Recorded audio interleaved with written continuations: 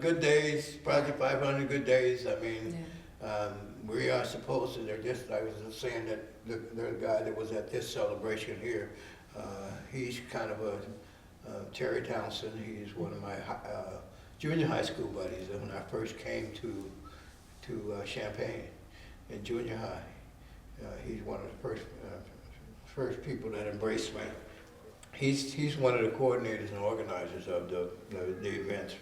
And so him and another guy that I keep in touch with from Philadelphia, they kind of work on the committee. And I've often thought about it, but I haven't done it yet. Yeah, it's getting to be fewer people, so. But anyway, we're talking about getting together annually because people are passing away. Yeah, so they're trying to not wait 3 years, 5 years, that whole deal. I mean, we would have just had actually 2023 should have been the actual 55, and so 2028 would be 60 years. So we're talking about getting together, even if it's just a smaller group of us that get together, but they're talking about trying to get that, so we can kind of stay connected.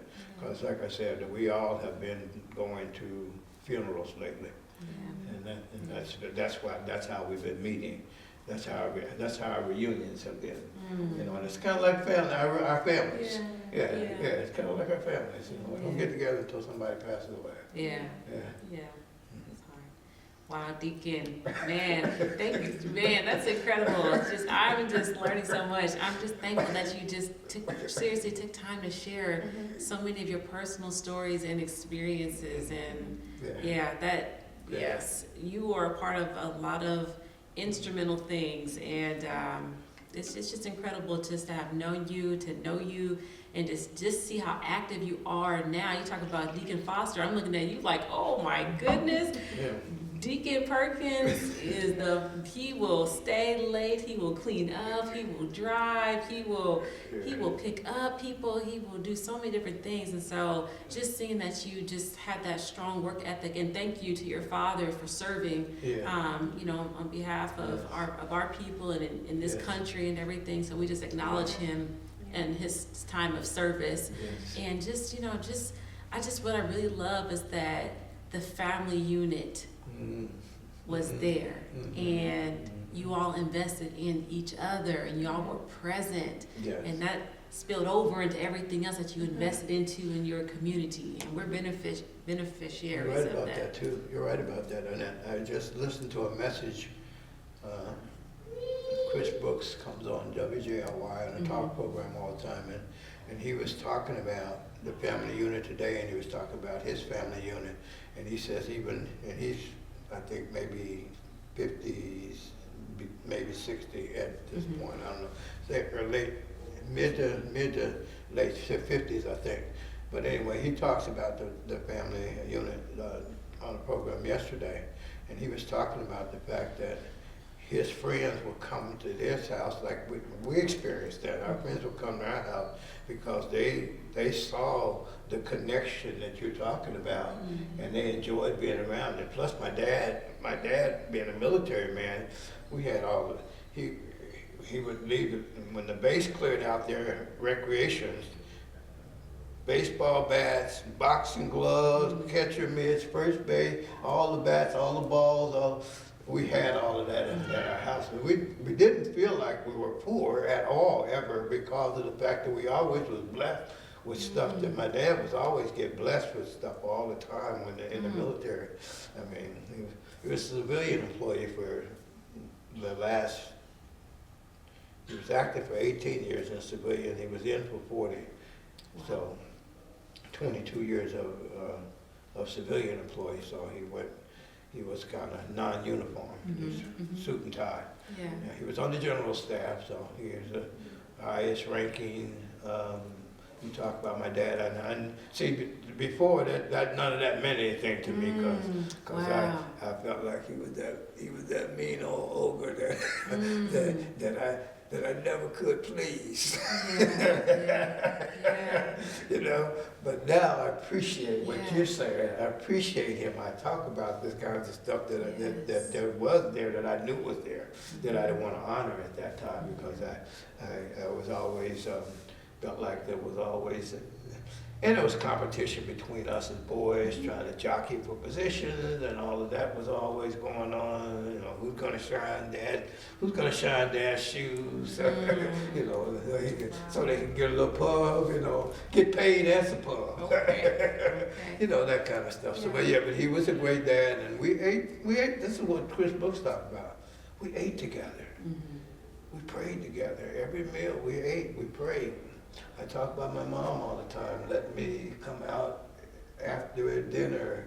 We had this upright old piano on our sun porch, and we lived in West Champaign, which in the '60s was not a popular thing. We were the only black family in the west side of Champaign, right across from Dr. Howard Elementary School. The house still stands today. But we lived there because my dad couldn't find anything in the community that was big enough for an eight-person family that was big enough. I mean, there was a lot of little bitty houses. We would have to live in a cracker box to really try and be on top of each other. So he found a nice house. You know, he provided. My dad provided. Wow, he provided. You know, God provided. My dad provided. You know, that's wow. It's just amazing. So, but we actually had crosses burned on our yard when we. Klan stuff in 1963, twice. Wow. And my dad said, no, we're not retaliating, because we'll only make it worse. So we're just gonna lay it down. We're not gonna go. And we figured people from outside the community, because when we moved into the community, there was people that didn't have to be people, but people came and brought baked goods. The people who my dad bought the house for gave him a car, a 1951 Plymouth, just along with the house. Wow. Wow. Yeah, so it was the neighborhood. I mean, it's still a great neighborhood today, but it was good. I mean, we had a lot of fun. My brother just went to a line-out game with some people that came from Arizona that lived in our neighborhood. He wanted me to meet them too, but I didn't make it. I had something else going on. Wow. But they came from Arizona, so our childhood friends. Yeah. But yeah, it was a great time. But it was a good time, and it was a. How do they say that? It's something that's a good time, and it's a bitter time. Bittersweet, but there's a poem that says something like that. It's a good time, and I remember seeing a movie or something, and so the teacher asked, "What does it mean to being a good time and also a trying time, or at the same time, or something like that?" I forgot. It's a saying that goes along with it. But anyway, it was that kind of time for us, but we had more fun than anything, and we introduced our community to black folks because we invited our friends to. We lived across the street from elementary school where they had the best basketball goals in town. So that's where we played basketball, and we had guys coming. I mean, huge mass groups of people, guys coming from the north side of Champaign, north end of Champaign, and I mean, we just beat it out there all day. Basketball, wiffle ball, baseball, all kinds of stuff we played. Wow. You know, great experiences. I had some really great experiences. I learned how to umpire softball when I was playing Babe Ruth baseball, and became an umpire in softball with my little brothers in their games and stuff. I had a brother that was older than me that probably could have made it to the major leagues if he would have had the right connections and the right people. He's passed away except early in my life. That was a tough time in my life. Yeah, it was real tough. We were like this. People thought we were twins, but I don't think we looked alike, but people used to always think we were twins. It's close. Yeah. Wow. Yeah. We could talk for a long time. We could listen. I want to say this. This is what's going on today, though. This is my brother's sister Hickenbacker. Her husband this is the organization that goes on in the church right now, and I was just asking when we're gonna get together, but this group right here has an opportunity to do the kinds of things that we're just now talking about right now. We have an opportunity to do it, and what a powerful, powerful thing it could be to see men come together and do God's business. Yeah. Man. Kingdom man though. Hey. Iron sharpens iron. Yeah. Oh yeah. Shout out to my husband, Minister Al Higginbotham, and Men in Conversation. Yeah. Yes. Yeah. Yes. And I think it's just incredible all the things that you have endured, and that's why this project is. The more I work into it, the more I see it's more than just preserving a name. It really is the impact of legacy, of story, of just triumph, and it's just so encouraging that we just don't hear, because you experience a lot of different things and you wouldn't know all the things that you experience. And I think that's something that we all can take as we learn from one another. You don't know all the lived experiences that someone has when they're sitting next to you, or when you see them respond a certain way and they're still trying to show up and do the right thing and to support and to love one another. That's why it's so important to obey God's command, to love God and then love one another. Yes. That's it. It doesn't matter what ethnicity or neighborhood or social demographic or anything. It's just love. And no policy, no procedure, no amount of money is going to be able to impact someone like love. Why do you think it's important that we preserve the history of Second Missionary Baptist Church in Mattoon on Old State Road and all the members in therein? And what is your hope for the future? There are people who have greater experiences right here that are from here, that were part of that their roots were here. I planted my seed here. God planted me here and gave me a seed, put my seed here, but there are people that are here that have grown up under the founders of this house. And they have a lot of them, Brian being one of them, we sat and talked about the history. Definitely need to get him cornered one day. I see. Yeah. Uh-huh.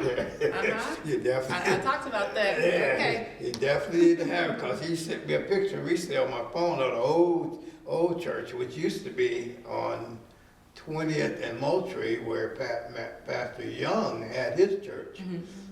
On Moultrie there, that church that Pastor Young, when he left here, under the auspices of Pastor Hughes, he went and opened the church over there. That's the church that I think got hit by the tornado. Then they moved to 20th and 26th and Shelby. So 26th and Shelby is not the original church. And I've even heard history that possibly this church has begun. I've heard it in some of the history that it's begun like either in Lerna or Paris. So what's your hope? Well, before that, I say that, I want to say this, is that I think that I talked about that stigma. Okay. This will remove that stigma and really put the importance of what this gathering is about. It will put a whole nother emphasis and a whole new importance on this gathering, and welcome and open, and hopefully will become welcoming to whosoever will come through these doors, so that we can move forward really for the cause of Christ. I believe that God works very orderly, and I think he prepares and then he executes. And he prepares and then he executes. And this is a preparation period for us. And we need to take advantage of this preparation period to really unify. Right now it's about one body.